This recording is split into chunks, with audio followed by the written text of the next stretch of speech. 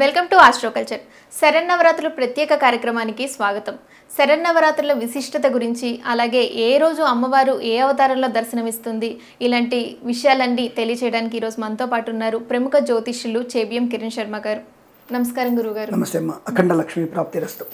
గురుగారు, శరన్నవరాత్రుల్లో 8వ రోజు అమ్మవారు మనకి ఏ అవతారంలో దర్శనమిస్తుంది? 10/10/2024 మనందరికీ కూడా అత్యంత శక్తిని కలిగించేటువంటిది. నిన్న జ్ఞానం, మొన్న ధనం, నిన్న జ్ఞానం, ఈ రోజు శక్తిని కలిగించేది. అంటే శక్తి ఉన్నవాడే కదా యుక్తిమంతుడు అవుతాడు, యుక్తి ఉన్నవాడే ధనవంతుడు అవుతాడు. సో మరి అటువంటి శక్తిని ఇచ్చేది దుర్గాదేవి, దుర్గాష్టమి. మనకి ఈ రోజున అమ్మవారు చతుర్భుజిగా 4 భుజాలతో ఉంటూ దుర్గాదేవి త్రిశూలాన్ని చేతబడినటువంటి అమ్మవారిని దర్శనం ఇచ్చేటువంటి భాగ్యం కలుగుతుంది. అంటే అమ్మవారు మనకి దుర్గాదేవిగా కనపడుతోంది. చాలా మంచి అందమైనటువంటి సుందర రూపంతో చూడడానికి బయటికి సౌమ్యంగా ఈ అమ్మాయిలా కనపడుతున్న వెనక వైపున శత్రువుని అణువణువున చీల్చెండాడగలిగేటువంటి ధైర్యమైనటువంటి వ్యక్తి అమ్మవారి రూపంలో మనకి దుర్గాదేవి కనపడుతుంది. దుర్గాదేవి అలంకరణ వల్ల మనకి అమ్మవారిని ఏ వస్త్రాలతో అలంకరించాలి? అందరికి దాదాపుగా తెలిసిపోయి ఈ విషయం అందరికి తెలిసిపోయింది. ఎందుకంటే మహాలక్ష్మి, మహాసరస్వతి, మహాకాళి ముగ్గురు గురించి అందరూ తెలుసు కాబట్టి ఈ రోజు ఎర్రటి వస్త్రం అంటే ఇటువంటి వస్త్రాన్ని అమ్మవారికి అలంకారం చేసే అవకాశం ఉంటుంది. ఈ వస్త్రంలో కూడా అమ్మవారికి గోధుమ రంగు అంచు మనకి అమ్మవారికి పెట్టి అమ్మవారికి ఆ వస్త్రాన్ని అలంకరింపజేస్తారు. ఈ రోజు విశేషంగా మీకు కుంకుమార్చన బాగా జరుగుతుంది.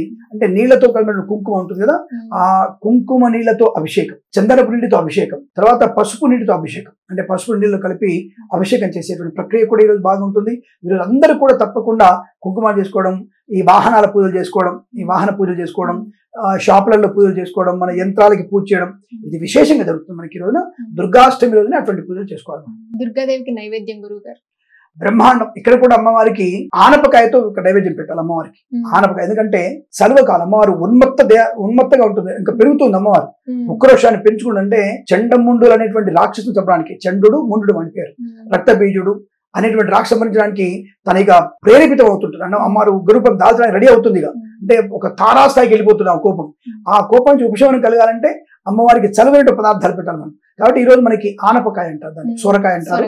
ఈ ఆనపకాయను సొరకాయ నైవేద్యం పెడుతూ, అలాగే మనకి ఈ గుమ్మడిగా చేసినటువంటి స్వీట్, బూడిద గుమ్మడి చేసినటువంటి స్వీట్ ఉంటుంది కొంత మనకి, ఆ బూడిద గుమ్మడి చేసినటువంటి స్వీట్ కూడా అమ్మవారికి నివేదన పెట్టాలి. అలాగే ఈ చిత్రాన్నం, ఇందాక చెప్పాను మీకు చిత్రాన్నం, ఇక్కడ అమ్మవారికి ఈ నిమ్మకాయ పులిహోర పెట్టాలి. ఎందుకంటే తీక్ష్ణ రూపం తగ్గుతుంది, పులుపు వెంటనే తగలాలి. చింతపండు పులుపు వెంటనే తగలదు మనకి, అదే నిమ్మకాయ పులుపు వెంటనే తగులుతుంది. అంటే తన యొక్క ఉక్రోషాన్ని తగ్గించగలిగేటువంటి తత్వాన్ని మనం పెంచాలి. కాబట్టి ఆ యొక్క నిమ్మకాయ పులిహోర అమ్మవారి నివేదన చేయాలి. అలాగే దధ్యాన్నం, ఇక్కడ అమ్మవారికి అనేక రకాల పళ్ళతో దధ్యాన్నం, అంటే మిరియాలు కానికుండా పళ్ళు, దానిమ్మ గింజలు, తర్వాత ద్రాక్ష పళ్ళు, కిస్మిస్లు అందులో వేసి అటువంటి పదార్థాన్ని అమ్మవారికి సర్వ చేసే పదార్థాన్ని అమ్మవారికి నివేదన చేయాలి. అలాగే మహానైవేద్యం, అంటే పెసరపప్పుతో వండిన అన్నమే మహానైవేద్యం. ఆ నైవేద్యం తప్పకుండా అమ్మవారికి, ప్లస్ వడలు పెడతారు. ఇక్కడ అమ్మవారికి విశేషంగా వడలు కూడా పెడతారు. వడలు కూడా అమ్మవారికి నివేదన చేయాల్సి ఉంటుంది. అది అమ్మవారి పెట్టిన నైవేద్యం. గురుగారు, శరన్నవరాత్రుల్లో అమ్మవారు ఏ అవతారాల్లో కనిపిస్తుంది, అలాగే విజయదశమి విశిష్టత గురించి చక్కగా వివరించారు. ధన్యవాదాలు. శుభమస్తు. సర్వేజన సుఖినో భవంతు. ఆనంద సిద్ధిరస్తు. అందరికీ విజయదశమి శుభాకాంక్షలతో శుభమస్తు.